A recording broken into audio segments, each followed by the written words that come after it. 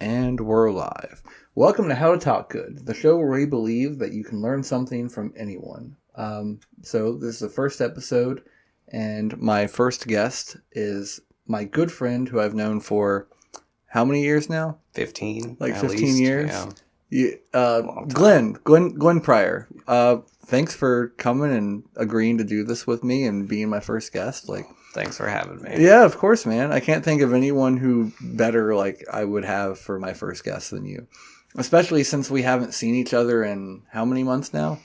3 or 4. 3 or 4 probably, months? Since about November, I think. So we have a lot to talk about and a lot to catch up on. So last time I saw you, well, first of all, let's talk about how we met.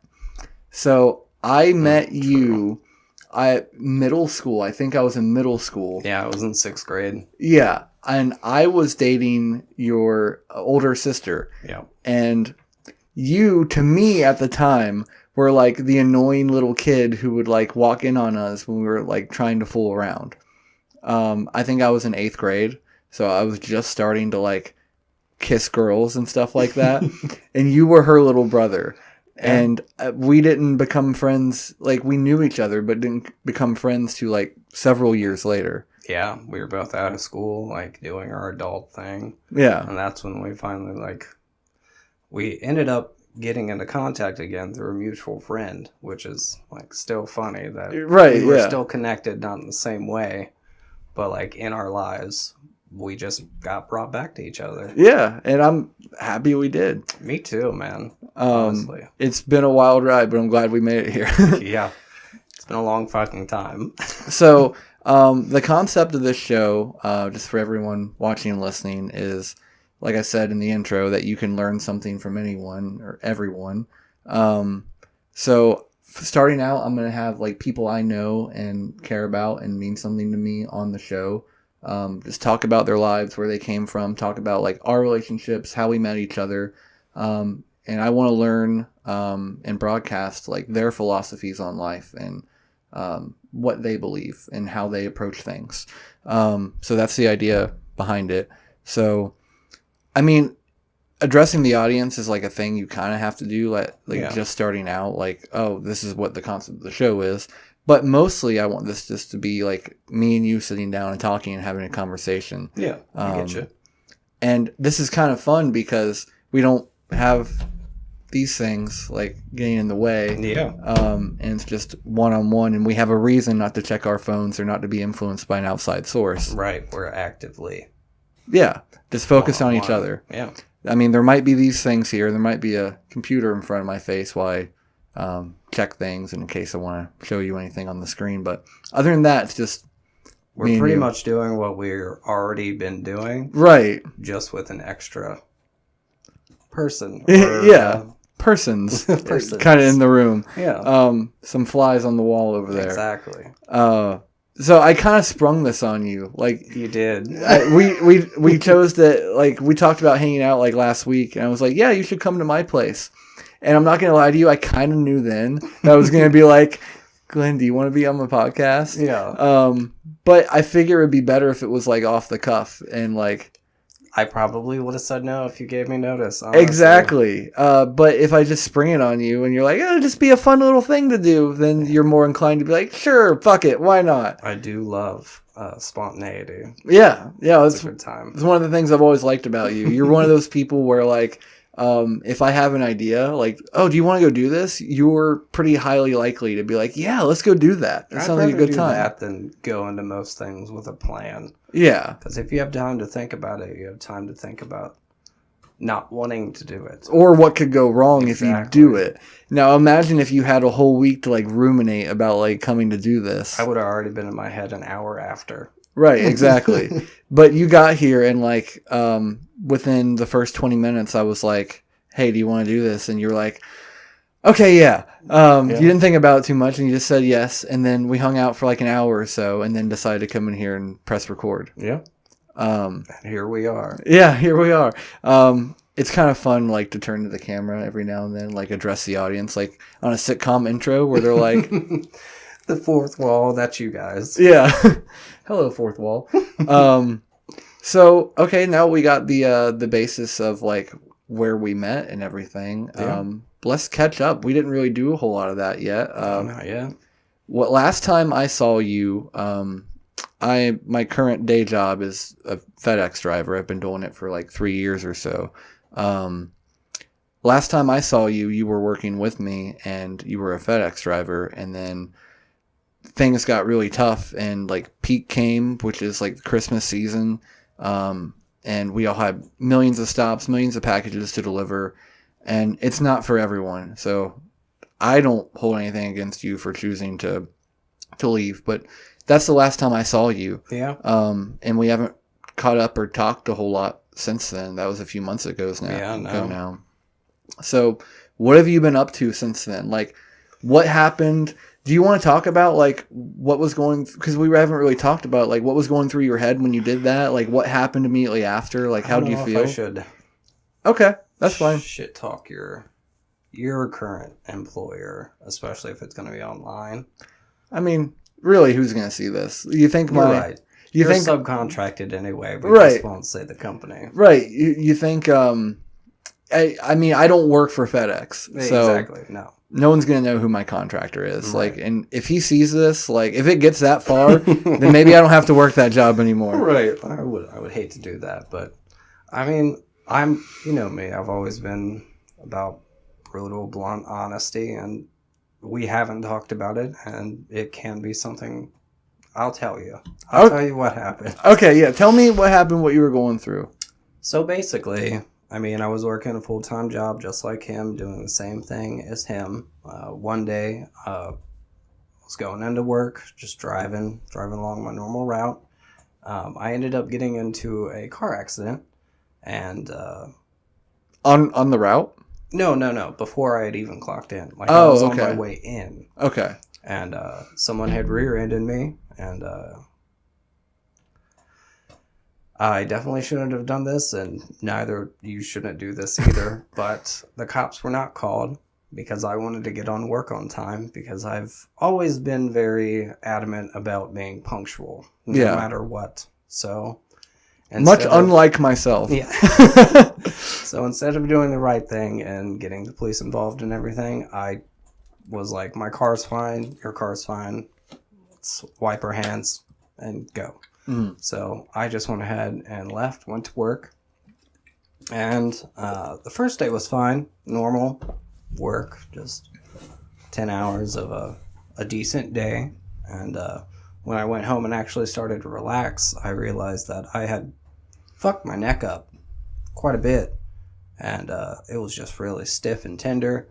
So the next day I get up to go into work again, and I could barely turn my head without like some fucking intense pain. Like I couldn't go past my shoulder. Oof. And as you know, we do a very physically demanding job. Right, yeah. And we drove, which is like, you should not drive if you have a head, neck, shoulder injury. People underestimate sometimes how hard driving can be on your body. Yeah, and like specifically driving a large truck, trying to turn your head to see stuff, you just can't do it. Yeah. So I ended up calling out that day, which is something else I cannot stand when I do it or if somebody else does it. I don't know why. It's just, I've always been like that. We're similar in that way. Like I've maybe called off 3, maybe 4 times in the 3 years I've been there. So yeah. I get it. So I called off. I didn't want to, but I did. And then it just subsequently got worse and worse as the day went on. So the next day I had talked to our manager and just said like, hey, like this is what's going on. I should have told you earlier, but I didn't. Here we are. This is the issue. And he seemed to not feel sorry for me, but like want to help. Yeah. And it's hard to explain because of the way that it's hard to explain how we did our job. Right. But the route that I had normally done, I knew I could do that through the pain. Right. But I go into work and they sent me to probably one of the only routes that was harder than the one that I was on. Wow. North Covington. Knowing that you were injured. Hurt. Yeah. Yeah. So a route that I don't know. And my truck was not loaded, which the people that work at FedEx, they're supposed to load it. Right. So I'm loading it by myself, like trying to mentally prepare to do this job that I've never done before. Holy shit, I didn't know all that. Yeah, and our manager said I was going to get a helper, and that helper I had not seen him. He didn't help me load the truck, nothing, until right before, as soon as I loaded the last piece, that's when he showed up. Wow. Like, hey, I'm supposed to be your helper. Like, okay, well, you're already not doing your job. Right. So this was a FedEx person, not someone that was going to ride with you? No, he was riding with me. Oh, okay. So he would have... All right, sorry for the abrupt end there. We had a hard drive issue and we lost the recording, but it's okay. We're going to continue where we left off. All right, so the last thing we were talking about that we got on video was where you had a helper show up, and they showed up as soon as you, like, after you'd already loaded the truck. Right, yeah. So they showed up after all the work was already finished, basically, for the morning stuff. And honestly, at that point, I was so mentally overwhelmed with everything. Yeah. Doing a new route, loading the truck by myself, being injured, I was completely over it. So I left. Yeah. Yeah. And you didn't have any, like, I'm sure you had some regret because, you know, the type of person you are, you're very like punctual when you like to be direct and like do the right thing, but yeah. Well, I was more worried about getting better, basically. Yeah. Honestly, looking back, yeah, I did have some regrets of how I left. Right. But I was more... In the moment, I was overwhelmed with everything. And then once I had actually left, I felt relieved that, like, I wasn't going to be doing that. And I really just needed to take the time for myself and physically get better. Yeah.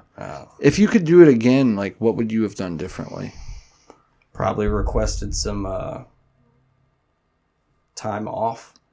I needed about a month. Yeah. To rest. And I don't know. I don't know if they would have let me do that. If I could do it again, I would have just talked to them and let them know. But, like, a part of me is, like, once I've been given a task, I feel like I have to do that task, and there's, like no playroom with that. Like, I had already been told what I was doing that day, so I felt like I couldn't be like, well, I don't want to do this. Actually, I'm in pain. I'm going to leave. Right. It felt easier to abandon the whole job than just to talk and be like, well, I can't do what you're asking me to do for a while. It's crazy how that works, like, because I feel similarly, like, because having that conversation is so awkward. And not only that, like, me and you, like, we're very empathetic people, and, like, we really feel what the energy that other people are putting out. Yeah. And, like, we're good at reading people, and so we can tell when people are annoyed or upset, but letting somebody down is the thing that hurts me more than a lot. It feels awful. Yeah. But it doesn't feel as bad if you don't witness it. Exactly. Yeah. So sometimes it's easier just to be like, peace. Just like, remove yourself from the whole situation. Right. You don't watch the implosion of that connection. You I don't watch the bridge burning. Yeah, right. It's almost like look away, like before I see the bridge like burst into flames, I'm good. Like an action movie. Yeah, just walk away like slowly with everything's burning behind you. Don't look back. I don't look at the bridges I burn. Yeah, right. You'd have to say it like an action movie voice, like, I don't look at the bridges I burn. Yes. I burn bridges. I don't look back. A new indie movie by Sundance Studios. Right. Yeah.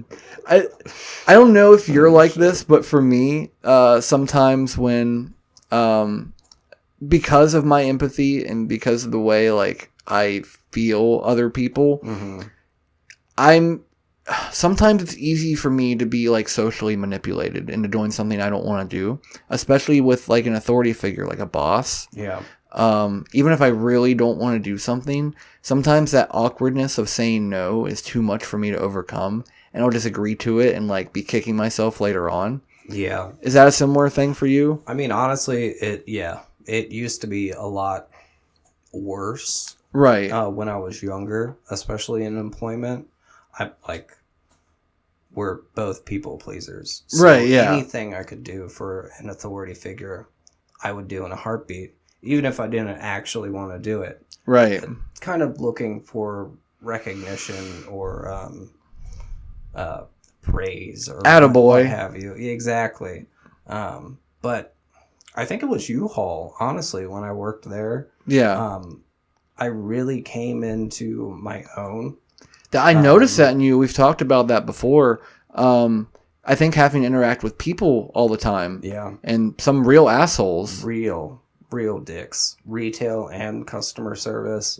It really helped me stand up for myself and say no to things that I didn't want to do, whether that came from an employer, a friend, a loved one, or anybody, honestly. It really helped me become more selfish. Yeah. And in a way that it needed to happen. Right. If I was going to continue to grow as a person. It's not healthy to live your whole life thinking about other people more than yourself. Exactly. Yeah. Like, it's not good to be like so selfish that you toss other people aside and you don't care about them. But it's good to be selfish enough to where you can put yourself first and know that you deserve it. Yeah, there's a happy medium. Yeah. And it's really hard to find. It's like walking a line, honestly. Because if you're too selfish, I mean, you're not going to be good for anybody or yourself. Right. Because if you're not happy, like, then you're not going to have the energy, like, to help the people you actually want to help. Yeah. And if you're too selfless, you're not going to have the energy to help yourself. Exactly. In the most basic way. And if you let that go too long and you break yourself down so much that you won't help anyone, like you can't help yourself or others at a certain point. And then what good is that? Right. Who's no good. That for? That's not a life that is useful to anyone. Yeah. So what would be the point in that? None. Nope, not really. I think what helped me kind of learn that, I also have come a long way with that and gotten a lot better being more selfish in a healthy way, is my weight loss journey. Over the course of about 2 years, I lost over 100 pounds. Yeah, you have. And going through that journey and like really pushing myself, like reevaluating my relationship with food and being in the gym a lot and lifting heavy weights and doing difficult things. Yeah. Has made me like see the power within myself and the potential I have. Yeah. And that I'm worth it and I deserve it and I can do anything I set my mind to. And realizing that has made me more willing to say no. Yeah. More willing to let people down if it's not in my best interest. Or if it is in my best interest to like let someone down. Yeah. Then I'm more comfortable with that. It still feels bad. And it still feels awkward. Which I think is a good thing. You're right. It shouldn't feel good to let someone down. No. And that's not cool. It might be unhealthy even if it feels neutral. Like, yeah. If you're indifferent, then nothing means anything. And what's the point? Right. Yeah. So it should feel a little bit bad. It probably feels worse for people like me and you than it does for other people. But now I, love myself enough to overcome that awkwardness and know that it's worth the little bit of awkwardness to protect myself and help myself. Yeah. And learning that is, I don't know if it's similar for you, but for me, it was like the hardest lesson that I've learned thus far in my life. Putting yourself first. Yeah. It's definitely a hard lesson. I don't know if it'd be the hardest. It's just something that's over time feels like it's been a little bit of growth here and there. Yeah. Like, every time I've stood up for myself, it feels like a victory. Yeah. And it gets a little bit easier to know what you want when you're not doing things for other people. Yeah. And if you know what you want, it's easier to know what you need. Yeah. I mean, if you live your life for others, you'll never know like what you want and never know what you need. And then it'll just be an unfulfilling life. Yeah. So what about U-Haul do you think like helped you discover that about yourself? Like what in your experiences there helped you to be more comfortable being more selfish? I mean, it's the longest job that I ever had. I think it was about 4 years I worked there. Yeah. I want to say it was the customer service, dealing with people every day, multiple hours a day. And at a certain point, like I was promoted to assistant manager, and I've done management before, but I had never stuck around for that management to actually take effect on my personality. Yeah. Like I've always been, especially a customer people pleaser. Like I want to help however I can help. Right. But with U-Haul, I had stuck around being an assistant manager for quite a while. And you have to say no in some situations, especially with U-Haul, because if you're towing something, that's when you're putting actual people's lives at risk. Like you can't tow a 2,000-pound trailer on a car that's not safe. Yeah. And obviously the customer always wants to do what they want to do, even if they don't have the facts to know that that's not safe for you or anybody else on the road. And you're trying to drive from here to Florida on something that's just not applicable. So in that situation, the customer can't always be right. They're not. I mean, you could still say yes, but putting somebody else's life in danger, a no has to be made. Right. And being put into that situation multiple times. I can't tell you how many times I had to turn people down in like in their eyes, a life or death situation moving. Yeah. But being forced to do the right thing, not only legally in terms of safety, but like the right thing in morally. Yeah. And being forced to do that, it just helped me take that lesson and apply it to multiple aspects of my life. And I mean, here we are after all that time saying no. I can say it a lot easier, even when it's not a life or death situation. So you just think that practice, like saying no over and over again, like made you more comfortable saying no and like disappointing people, or yeah, you know, having people be angry at you? Yeah, they've definitely been angry and disappointed. Yeah, everyone reacts a little differently to the word no. Some are pouty, some are mad, some are mean. Yeah. But being exposed to all those different situations and people's reactions, it kind of helped me push past the uncomfortableness that I would feel by letting somebody down. Yeah. Wow, it sounds like you probably got a lot more than you bargained for from that job. I did. I really did. And I did not expect it when I started there.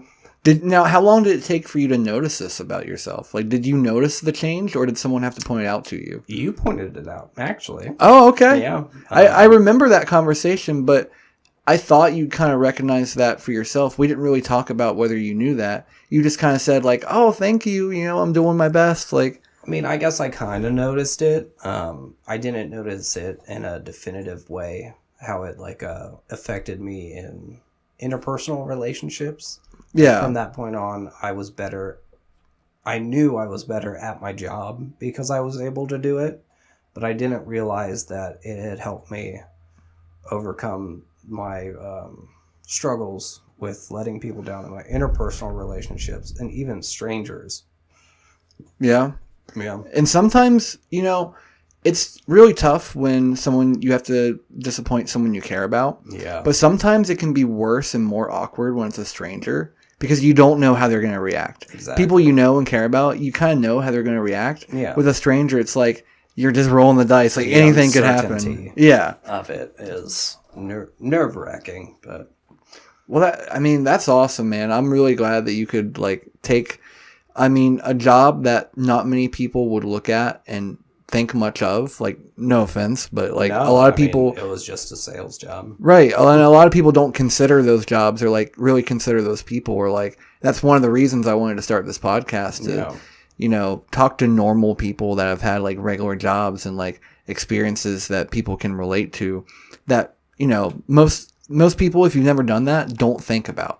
Most people wouldn't look at a job like that and think like, I'm going to learn some life skills here. Yeah. But you took a job like that and learned a lot and became a better person because of it. Oh, and thanks, man. Yeah, you should be proud of yourself for that. Yeah, it was definitely unexpected to change. It changed me in ways that I didn't realize I needed to change. Yeah. Because I was honestly quite a pushover, and it was always other people before me. And like, I had never seen a problem with that. Like, I just felt like that's who I was until I realized I didn't have to be that person. And it's just so funny that a job can help you see yourself in a new light. Right. Because it's just a job. Yeah, and like, that'd be a good name for a podcast. Just a job. Oh man, we need to rename it now. All right, pause. Start everything. Cut. No. I kind of like How to Talk Good. I do too. Because like it's it's improper grammar. Yeah. And it's like, I'm gonna teach you how to talk good. I'm gonna teach you how to be Ford tough. Maybe we'll get a Ford. I'll get a Ford sponsorship, and the name of the podcast can change to "How to Be Ford Tough." How to Ford Good. Yeah, how to Ford good. I can just talk to people who have like tough jobs. Like, so how do you think you're Ford tough? Oh my God, that's actually great. Yeah, right. What makes you Ford tough? That's a great idea. All right, I'm going to be contacting Ford after this episode. Okay, well, you need a sponsor. Yeah, I do need a sponsor. I'd be willing to, let them influence my artistic endeavors for a little bit of moolah. One episode and you're already selling out. Yeah, right. I'm the worst. How great would it be though to do? I mean, you may not be as passionate about this kind of stuff as I am, but I know you're a creative person. Like, how amazing would it be not to have to wake up every day and do a normal job that like you don't really care about? Like, it is you wouldn't have the job if it weren't for the money. Yeah. To do something that you're making money, but you would also do even if you weren't making money. That wouldn't that be amazing? See, I agree and I disagree, because it would be so awesome, but I've put myself in situations where I was the boss, I was in control. Yeah. And quite honestly, I don't have the initiative on a day-to-day basis to get the things done that need to be done to be productive enough so it's a full-time job. So you're not necessarily a self-starter. I'm not a self-starter. Okay. But I love finishing tasks that have been given to me. Okay. That's just checking off a checklist is so great to me. Well, and also it might be that like you might miss out on something from working these jobs, like from doing stuff that you don't want to do, like going to a job and like no one necessarily, I mean, some people do love their just regular 9-to-5 job, but most people don't. Right, yeah. Mine's fine, but I don't love it. Yeah. But I think maybe doing stuff like that, just like how much U-Haul influenced you and how much you learned from it. Like, I think we learn from those experiences, things that we wouldn't necessarily learn if we weren't kind of forced to be in those situations. Yeah. So, and I didn't even love the job. I loved the interaction I had with people. Yeah. The work was work. It was neither here nor there, but I don't know, the effects of the work, like the subsequent things that I learned from it. Yeah. That's where the meat was. Right. And those like connections that you have with the people you work with, and like sometimes even your customers, can make a shitty job like feel not so shitty, and it can make it worth it. Oh, for sure. So I mentioned like a little bit like your artistic endeavors. Like, I haven't like caught up with you in a little while. Like, what are you, just to people listening and watching, what do you do as an artist? Well, I am a painter first and foremost, I would call myself. My preferred way to be creative is painting with acrylics on canvas. Okay. Mostly abstract stuff. I don't really futz around with realism or anything. Yeah. I'm completely self-taught. Really, I just love painting. But I also mess around with the other forms of art. I enjoy crocheting. I made this hat that I'm currently wearing. You made a hat for me. I did. And I wear it sometimes. It's great. Like, it's held up. I've had it for a couple years. Like, hats are one of my favorite things to do because people can use them on a day-to-day basis. Like, even if it's not cold. Right, yeah, just for fashion, like, and you don't have to wear it like down over your ears. You can kind of wear it like perched on top of your head a little bit. Like, it doesn't have to be for warmth. Yeah, it's like an aesthetic, creative outlet of mine. Yeah, and I do the painting and crochet, and I don't know. Going back on the work thing, like, I love making art. Yeah, I could never do it as a job because I don't.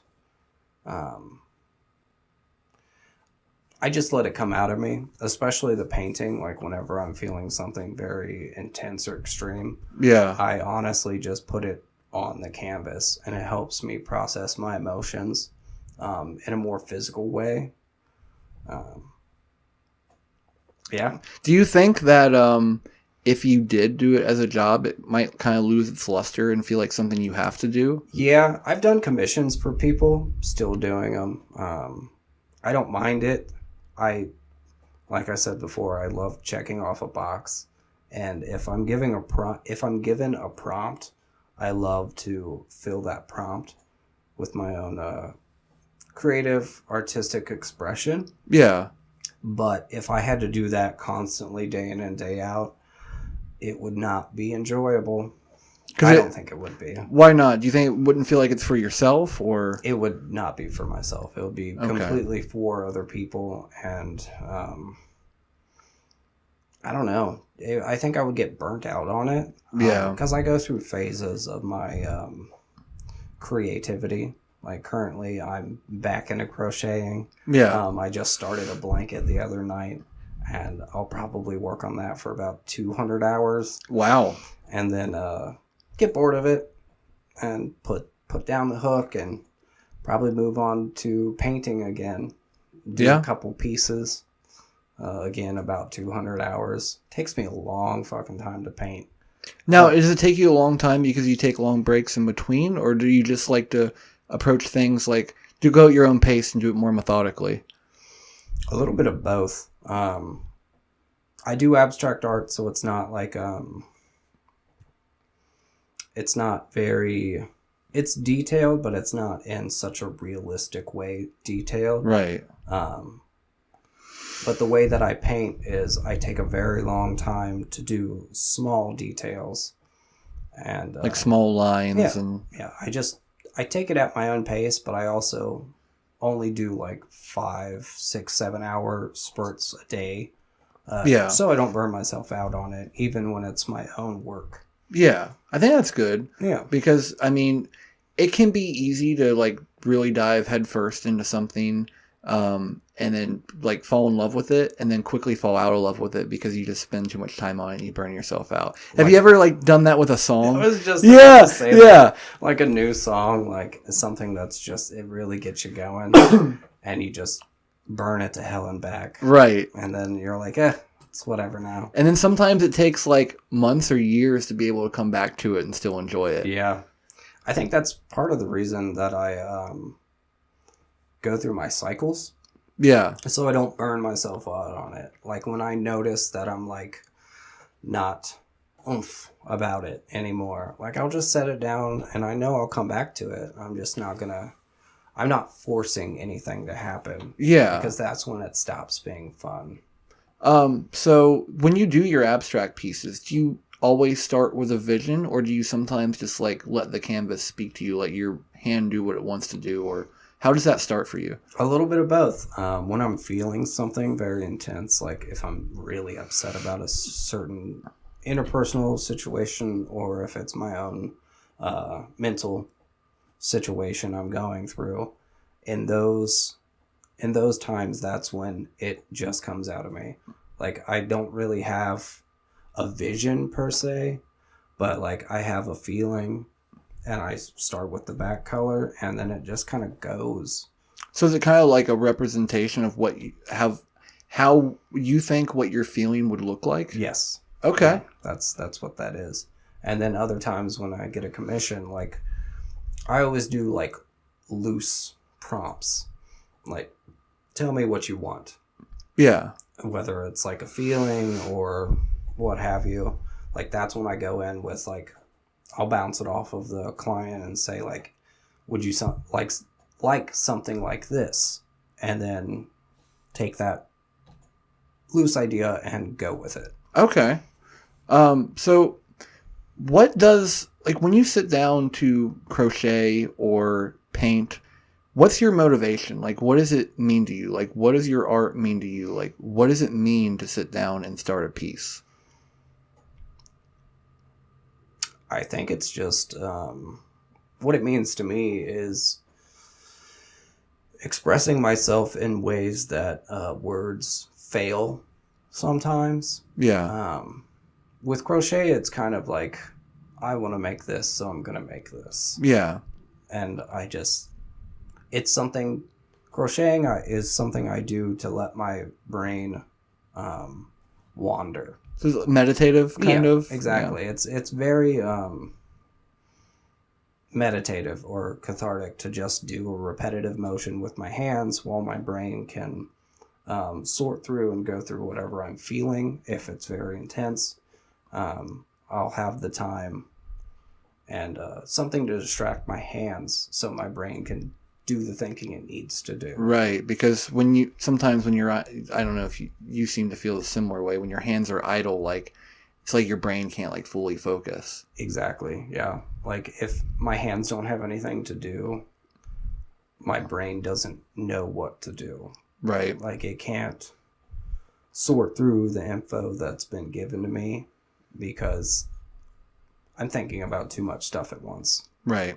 But if I'm thinking about the crochet, it like kind of puts everything in a line for myself. So it sounds kind of like, they say when, like, one of the reasons we sleep and like why sleep is so good is because it helps the mind sort through the previous day and whatever's like on our minds, like while we're asleep, and organize our thoughts. So it sounds kind of to me like crocheting for you is kind of like sleeping while being awake. Yeah. And just that time for your mind to wander and sort through things and put things in order for you. For sure, yeah.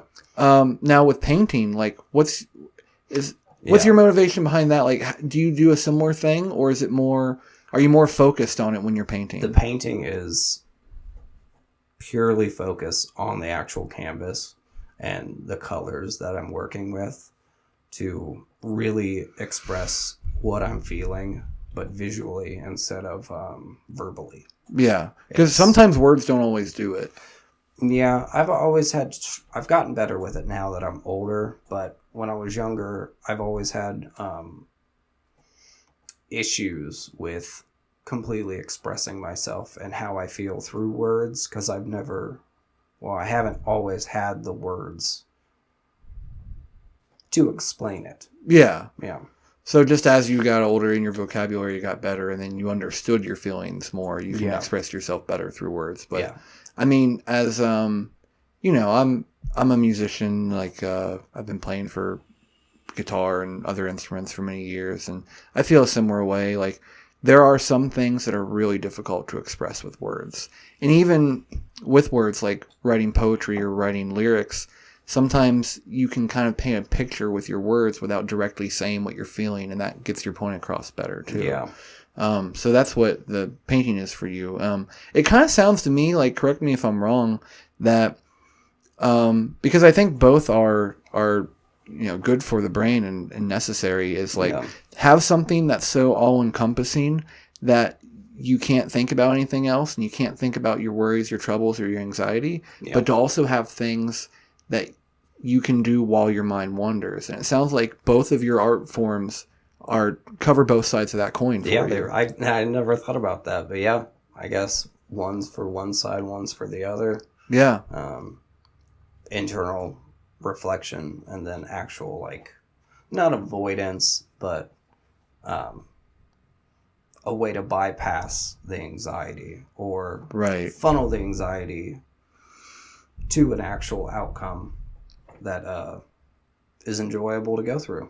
I mean, for a long time for me, Magic the Gathering was, something I would do and something I would focus on. Yeah. So that so it could give me something all-encompassing that my brain could fully focus on, because it's a really complicated game and there's a lot that goes into it. You gotta focus when you're doing it. Right. Like there was no room for anything else in my mind other than the game when I was playing. And I think hobbies or interests or artistic endeavors like that are really useful, just as useful as doing something meditative and letting your mind wander and sort itself out. For sure. So it's awesome that you found like two things that you love and enjoy that cover both of those for you. And like you understand that if you're doing it only for yourself and you wouldn't necessarily want to do it for money. Like, I think that's fucking awesome. Not everyone can say that. No, thanks, Christian. Yeah. I'm glad I found it too, because I don't know, I could be doing a lot. People don't always reflect or express themselves in a healthy and productive manner. And I mean, when I was very young, like high school age, I didn't have a good outlet for those things. Yeah. And I mean, was it a lot harder then? It was a lot harder. It was mostly all avoidance. Like I wouldn't confront or acknowledge the issues at hand. And I honestly turned to alcohol and drugs instead of facing the issues that I needed to think and talk about.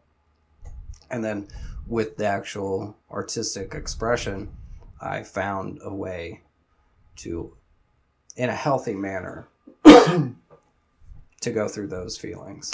How, from what age do you think you started your kind of struggles with drugs and alcohol began? Like, it's tough to say sometimes because, like, when you're young, like, sometimes you'll, try drugs or, like, start drinking, but you won't recognize it as a problem yet. Sometimes it takes time for it to become a problem. Yeah. How old were you when you noticed it became a problem? I mean, looking back right away. Yeah. Because my dad passed when I was 17, and that first year and a half, 2 years, all a blur. Yeah. I was drunk or high the entire time. Wow. And once I had, like, gotten out of high school, like, I kind of just continued that repetitive day-to-day numbing. Now, did you not go as hard before your dad passed?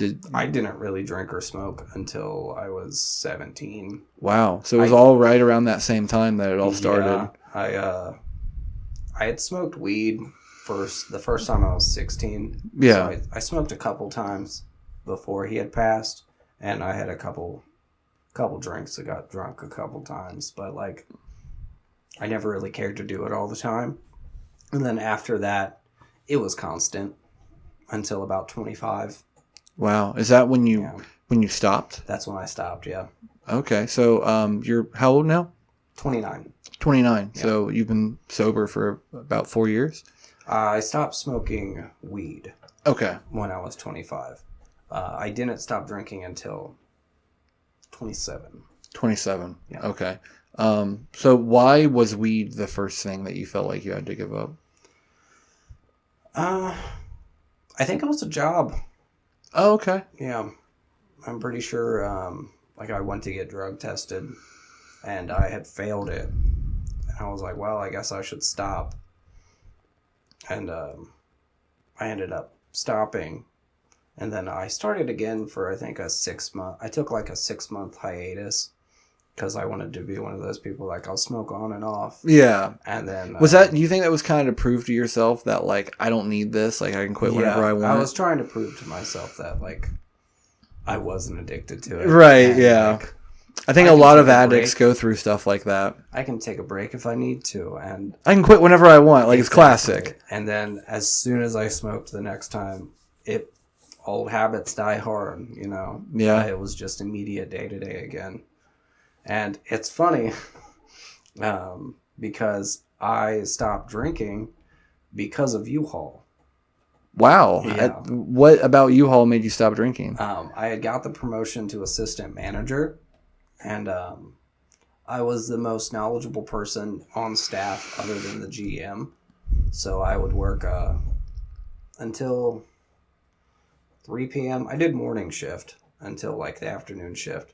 And when I would leave, like I said before, I'm a people pleaser. Yeah. And not my workers, but the other workers really relied on me for specific information. Or like U-Haul's very situational based. Like if you have this product and you need to use this product, is that a viable option? So my coworkers, I told them if they ever needed me, just call. So I would get home, and initially I still drank. Like I would get off work and get drunk. Yeah. And I found that I would receive calls so regularly during my off hours about questions, and I could not answer those questions when I was wasted. Did you ever try? I tried, yeah, and I couldn't. So you'd answer the phone and just like, yeah, I tried to explain once, and I was unable to, and the hurt it like caused me, like when I had sobered up, I realized like I can't be here for these people that need me when they need me to because I want to get drunk. Did you feel like shame, like embarrassment? Oh, so much shame and disgust for myself. Like I felt weak, like shameful and weak. And honestly, I just put it down and I didn't pick it back up because I wanted to be there for those people. So did anyone like around you, like people close to you, like notice that you had a problem with drinking? Or no, I was a very functional alcoholic. I went to work, I paid my bills. I call it control now, or I called it control then. I had the control to wait or like only get drunk when I was not working. So responsibilities are done, time to party. Yeah, exactly. But that party was every single day. Right. And that's when it becomes a problem. It was just too much. Looking back, like I wasted so much time, energy, and effort into just getting drunk. Right. And smoking weed. Which I didn't think anything like I don't like have a problem with people doing. Oh, I don't either. Don't get me wrong. Like, yeah. But do what you want to do. Right, but at a certain point, like any substance, or like I mean, not only substance, like people are addicted to porn and like addicted to gaming to the point where they're missing work and whatnot. Like anything can be a problem without moderation if you take it too far. Yeah. So I mean, props to you for being able to realize that and notice that within yourself, and like, you know, you didn't need some sort of intervention or like someone that you cares about you to come to you and tell you had a problem. You pretty much realized for yourself. And like very few people who can say like that they were addicted or that, you know, they're an addict are able to do that or have been able to do that. So dude, seriously, fucking props to you. Like, thanks, I hope man. you pat yourself on the back for that, or like realize like how strong that makes you. I haven't thought about it in a while, but I mean,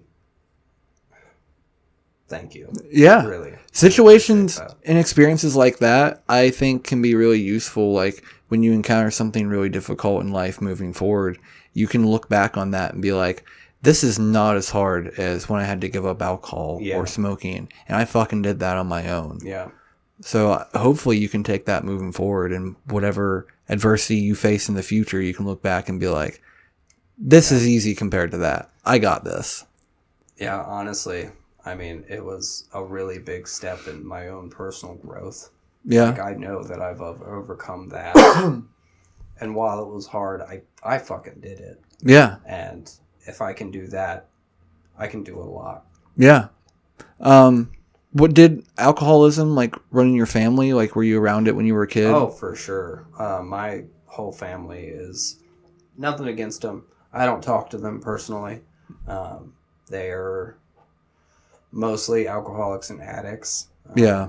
And just, I grew up with it. I was around it all the time. Alcohol that led to aggression and abuse to the kids and to the parents, to each other. I was around it. It was a norm. I thought it was something that everybody went through. And, like as a kid, you thought that? Yeah, I thought everybody's family was. So when you went to school and you looked around at your peers, you were just like, oh, they all have to deal with that too when they get home. Yeah, I thought that's how families acted. Oh, wow. And as I got older, I realized that addiction is a problem and it's not the norm, and it should not be considered something that's healthy or okay. Yeah, or encouraged. Yeah, or encouraged. Did they, because this seems to happen a lot with addicts. And by the way, if you notice me like looking down, it's not because like I'm not focused on you. I'm just glancing down to make sure the recording doesn't stop again, so we don't have to go through that situation again. But fine. Believe me, like I'm focused on you. I'm just like, okay, it's still recording. But the problem with addicts, it's almost contagious in some ways, because addicts don't like to be alone, and they like to share the shame or share the experience, so they don't feel like they're the one to blame or that there's something wrong with them. Yeah. And did you ever experience that kind of pressure, like in a family situation? Like, not necessarily direct pressure, like you should do this, but maybe them not saying you shouldn't do that? Oh, for sure. Like my stepmother actually said, like, I don't care if you smoke weed, just do it in the garage. And I don't care if you get drunk. Well, I was in high school. I don't care if you get drunk, just do it at home. Yeah.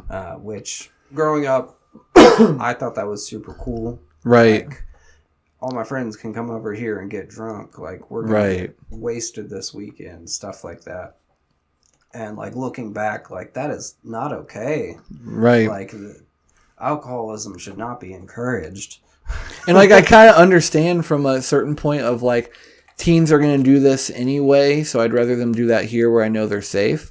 But sometimes, like, when you make things so easy like that, like, and almost encourage it, like, and make it becomes something that they're going to do more frequently. Yeah. And it was a norm. Right. To get drunk. And yeah, that should never be a thing for someone in high school. Like, yeah, no, it should not. And just from like a psychological perspective, like, what is going on? Because when we think about like parents or like other people's parents, like we think like that they're going to be unhappy, or they're not going to like their kid doing this, or they're going to like think about, you know, our peers growing up that felt like they had to hide that stuff from their parents. Yeah. There's probably a reason why that's the norm. Yeah. Because that should feel that slight shame that right. you're doing something wrong. Right. Like, it's okay to make mistakes and like do the experimenting young and just get it out of your system. But it should not, like you said, it should not be encouraged. Like, yeah. There should be a part of you saying like, this is not okay, but I'm going to do it anyway. Right. Yeah. And that also like, kind of takes away, I don't know if you felt this way, but I had a similar relationship like with my mom and alcohol.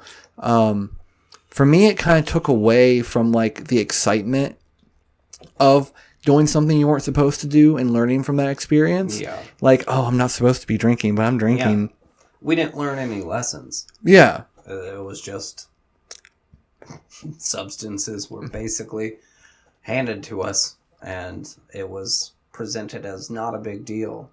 And I think looking back, they did that so they didn't have to look inward on themselves and realize it is a big deal when it's all the time. And there was no punishment or no there's no reason not to, or no recognition. Yeah, no recognition. And like there wasn't any reason for, like, if you did something wrong and you got caught, there's no risk of punishment. Yeah. And I think maybe that might be important for kids growing up, like to do stuff you're not supposed to do. I'm not saying that you shouldn't. I'm not encouraging for or against experimenting with stuff like that when you're a teenager, But if you do, I think there should be some risk in, like, if you get caught, like, some punishment, like, related to it. It shouldn't just be like, the world is your oyster. Do all the, substances you want to do. Yeah, exactly. So that might just not be a healthy way to grow up. Oh, for sure it's not. I don't know if that's a good way to learn about consequences. And it's messed up because I didn't realize it was a bad thing until I was an adult. Yeah. How old do you think you were? At least 20. At least 20? Yeah. When you're like, look back, like, whoa, that was kind of fucked up. When I realized that all my friends didn't want to get drunk every single day. Oh, okay. And that's when I realized, like, hey, why don't they want to do what, like, I've always been presented as a daily ritual. You said your dad passed when you were 17. Yeah. What was your relationship like with your dad? It was okay. I mean, it wasn't, like, amazing, but it wasn't bad. Yeah. He was a very loving father. Yeah. Super protective. Quite authoritarian, my way or the highway kind of guy. Right. But he approached it that way, you think, with love in mind? Oh, for sure, love. He didn't want anything bad to happen to any of his kids. Yeah. But, I mean, he was not the best father because he didn't encourage us to get drunk or anything, but there was never a punishment for it. Yeah. Was it more your stepmom who allowed it? Completely. Okay. Yeah. And then he was probably like, did he work a lot? Oh, yeah. He worked constantly. He was in heavy construction. Oh, okay. So he probably wasn't as involved in the parenting as maybe he would have liked to have been. He was mostly just a provider. Yeah. Honestly. And he was a great, great father and a great man. Yeah. He had his own pitfalls, but so does everybody else. Right, yeah. If anything, he was just a little absent. Yeah. What do you think, if you had to say, like, what lessons do you think you learned from him that you carry forward? Punctuality. Yeah. That was a lesson that I learned very young. I was in middle school doing a fundraiser across the street, and he had a very strict check-in policy. A little crazy looking back, but it's probably more funny looking back now on it than a little crazy. Yeah. Check-in every hour on the hour. Wow. Okay. Yeah, he was very protective. I was the youngest of 5 and the only boy. And let's just say my older sisters were not troublemakers, but... Oh, I dated one of them. They were troublemakers. Yeah, they got up to no good. Yeah. So by the time I was getting older, he was not playing any fucking games with me. Yeah. So check in every hour on the He's like, we're going to do right by this one. Yeah. And, I mean, he did. But I didn't check in for 45 minutes, and I get home, and I was grounded for 45 days. Wow, a day for every minute. For every minute that I did not check in. What did grounding look like for you? Like, I just couldn't leave the guard. Oh, okay. He was strict in his allotting of punishments, but the actual punishments were never like anything that bad. Crazy. It was just, you can't go hang out with your friends. Yeah. You still saw him at school. It wasn't like you were totally socially isolated. Right. So definitely punctuality, and he was one of the hardest workers that I ever known. Yeah. He worked 2 jobs, and like just the physicality of it, the heavy construction, and like he never really complained. So like I learned, like I had chores. I was the only boy, so I had the physical outside chores. Yeah. Cutting grass, doing the yard, trash, stuff like that. Maintaining and cleaning the pool.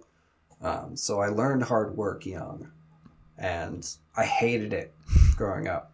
You probably also hated the punishments back then, too. I hated the punishments. Yeah.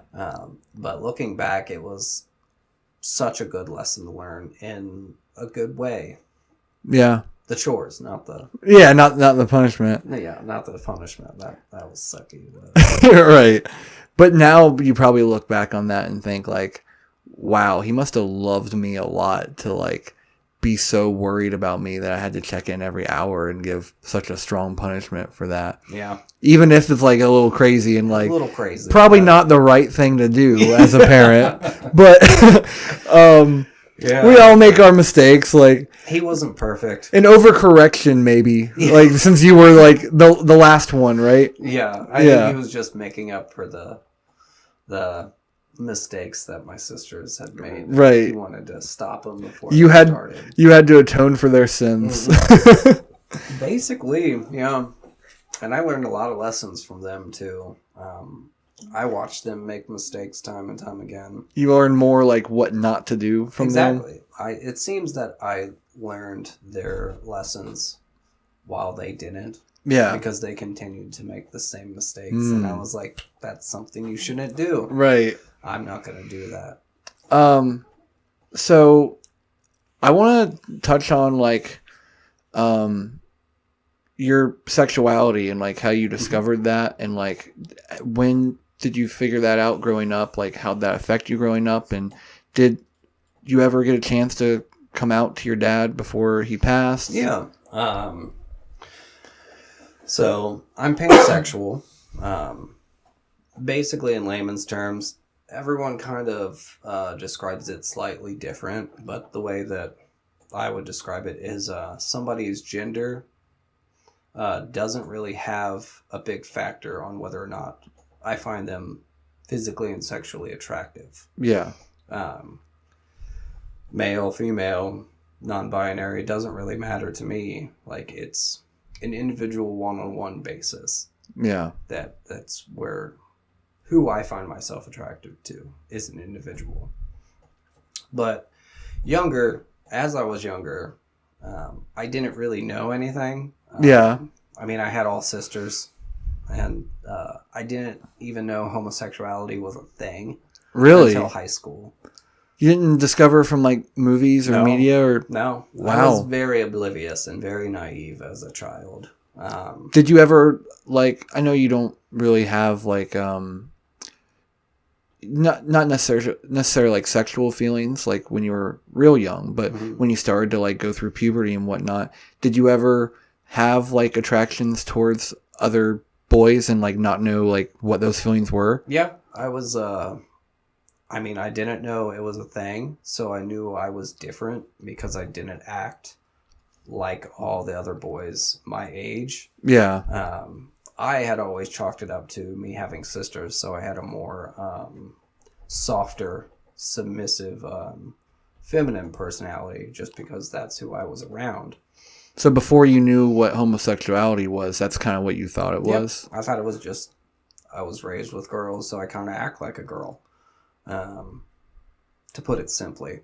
Right. But I think I was in middle school when I knew, like, that's when I started being like, I think this would be attraction to one of my close guy friends. And I didn't do anything about it. I just kind of, like, pined for him from afar. Yeah. Super friendly with him. Basically. Right, yeah. And then when I was in 9th grade, that's when I realized, like, oh, bisexuality is a thing. Did you ever have before you move forward, did you ever have, like, a girlfriend in, like, middle school? Yeah. Oh, okay. Yeah, I had lots of girlfriends. I was never very physical. Yeah. I was a very shy, nervous, and not super, like, hand-holdy or put my arm around you. Yeah, not super hand-holdy or anything like that. Yeah. I had multiple girlfriends. They never went anywhere. Right. I mean, you're in middle school. Times or whatever. Yeah. But in high school, 9th grade, I realized bisexuality was a thing. And I was like, oh my God, me. Yeah. You're just like, freedom. This is who I am. And immediately right out the gate, I was completely open with everybody around me. I didn't flaunt it. I didn't express it to the world. But, like, if anyone asked, like, hey, are you gay? I'd be like, no, I'm bisexual. Never had an issue about being shy in that aspect. Yeah. I came out to my family when I was 14, 15. Ninth grade, so I think it was 15. Wow. I think a lot of people that go through that experience don't necessarily come out so early. Yeah. Especially kind of growing up. I mean, Northern Kentucky is not necessarily the South, but it's kind of the South. And it's like, that weird middle. It's a little conservative here. So, man, that was really fucking brave. Like, how did that go? Like, what did that conversation look like? And how did your family react? Funny enough, I told my sisters first because, I mean, they were closer to my age. And I was just like, this is who I am. And everyone in my family said, yeah, we know. Oh. they knew this big secret about me before I had even known. And they didn't have the audacity to even tell me. Wow, it might have been nice if they would be like, hey, this is a thing and maybe you should know about it just so you're aware and help you discover yourself. Nothing like that. No hints. So I told my family. They honestly had no issue with it. Your dad didn't even care or say anything? No. He said, I love you for who you are. Just be you. Man, that's fucking beautiful. That's a good man. Like, that's, despite all the flaws that you talked about before, like, that's a good father. All the issues that I went through in my childhood with my family, I can say that never skipped a beat in loving me. Yeah. Who I am. Right. I mean, sometimes love isn't enough, like, that's for sure, but it certainly goes a long way. And I think despite, like, the journey you had to go through that maybe the negative influences from your family caused you to have to go through, I think that maybe helped you become, like, the loving, caring person that you are today. Yeah. Because you never went without love as a kid. Yeah. It definitely played a big role in who I am. Like, I was never shamed or ostracized for who I was or who I loved. Yeah. And, like, I've carried that with me all my life. I've never judged or hate on anybody for being authentic and who they are. Did you ever get bullied in school or have anyone, like, pick on you for it? One time. Just one time? One time. I complimented a guy's hair, and he called me the F word. I'm not going to say it because I don't like that word. Fair, yeah. But just that one time. And his girlfriend at the time was a friend of mine, and she reprimanded him for it. And honestly, everyone at school, I was kind of that kid that had friends everywhere. Right. I never really adhered to any social group. I was cool with everybody. Everyone was cool with me. Yeah. Yeah, never got bullied or anything like that.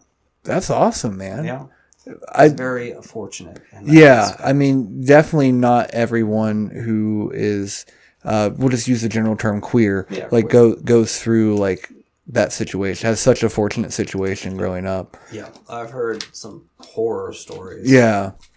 Well, it's awesome that you could be that fortunate, and like, hopefully that's helped you, like, be very comfortable in your own skin and, like, know who you are.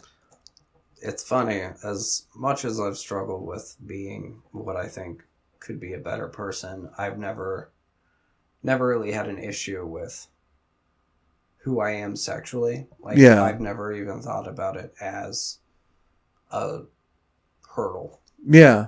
Like, I've never had pushback from it or anything like that. Like, it's always been other things. It's never been about my sexuality. Well, you're really fortunate to not have had that hurdle as well. Not to take away from the other struggles you've had to go through, but I mean, if you would have had to face that on top of it, like, things might have been way harder. So I'm really glad that, you know, people in your life were understanding, and you could be fully yourself in that way. Yeah. You know, a lot of people might think, like, you hear say where we're at, Kentucky, be like, oh, he probably had a hard time, like, growing up like that. But I think we're in this kind of weird area where at least I think we went to the same high school, or at least one's close by. I don't really want to say which high schools we went to, but I think I kind of had a similar experience where I kind of knew everyone and talked to everyone. Yeah. It wasn't at all like what media, like... It was a melting pot for sure. It wasn't at all like what movies and TV made me believe that high school was going to be like, where there were these like groups and cliques and like all these fights and people, lots of bullies and stuff like that. I never really had that experience. I like, never got that impression. Everyone was pretty chill with each other. I mean, we didn't have that many black kids or like kids of color, but not really. No one really cared even, 15 years ago. 15 years. Yeah, that's a long time. But even 15 years ago, even though there was only like a couple kids of color, no one ever really thought about it or pointed it out from like my memory, or was like, oh, that's the black kid or that's the Mexican kid. Like we all just kind of did our thing. Maybe it's a little bit of the trashiness of the area, because the area we grew up in, like, as long as you had a place where you get together and open a bottle and have a party, like, no one gave a shit. Like, there were like the emo kids and the football players and like the queer kids and like the ghetto kids, like all at the same party because they knew a spot and they had some alcohol or knew a way to get it. Yeah, zero fucks given. Yeah. Honestly.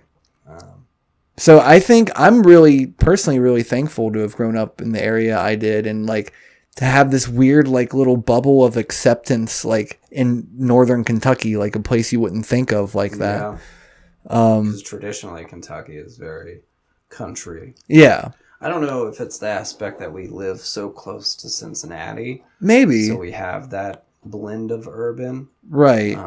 That might be it. Or if it's just... or if we just lucked out. Yeah, maybe. Because we definitely had like the country kids too. Like, oh, for sure. I had parties like... in fields. Yeah. Where there were the country kids, like every group that you could think of was there, and no one gave a shit, like as long as you showed up to have a good time. Like, oh,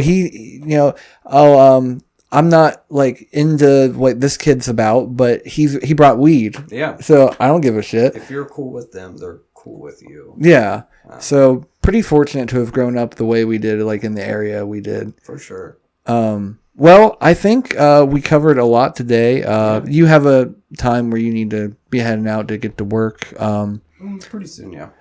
So I think we're gonna wrap it up. I think this went really well, and I had a lot of fun. Too, yeah. You, if you don't mind me saying, you were a little nervous, like to get started at doing this, but yeah. You opened up really fast, and it was very natural. Well, like it is you. I'm right. super comfortable with you. And yeah, I feel the same way, man. I feel really honored for having me on here. Thank you. Yeah, I'm really happy that you could be the first episode. So if you want for your commissions and whatnot, do you have social that you'd like to share in case anyone wants to find you or see your pieces of art? I don't really have a lot of social media. The only place you can really find me publicly is Instagram, at Scott's Crafts. Okay. SCOTTCRAFTS. And you have pictures of some of your paintings and whatnot there too? A lot of my art, not all of it, but a nice little chunk is on there.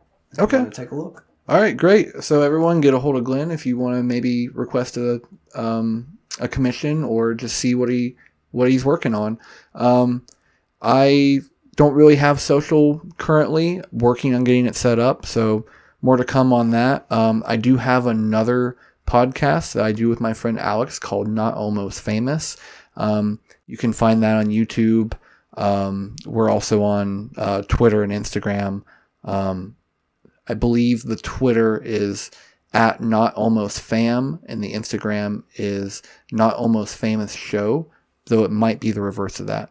So go take a look at that too, and thanks for joining us for this first episode of How to Talk Good, and hopefully many more to come. All right, thanks, Glenn.